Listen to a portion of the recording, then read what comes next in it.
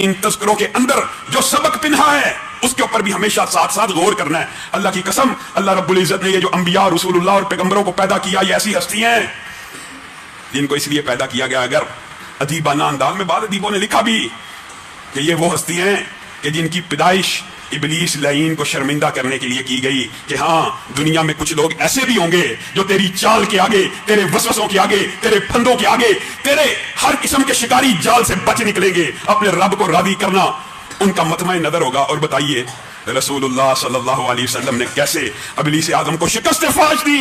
وہ تہجد پڑھنے والے، وہ اتنی عظیم اعلیٰ شخصیت.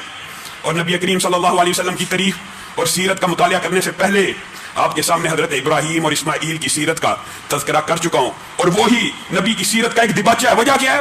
جد امجد ہیں، اور ان کی دعا ہے، ان کی دعا ہے یہ کہ اللہ تعالیٰ یہاں پہ ایک ایسا رسول اور پیغمبر پیدا کر جو ان کو آیات تیری پڑھ پڑھ کے سنائے، ان کو پکیزہ کرے، ان کو طاہر کرے، ان کو پاک صاف کرتا رہے. نبی کریم صلی اللہ علیہ وسلم حضرت ابراہیم کی اس دعا کا نتیجہ ہے.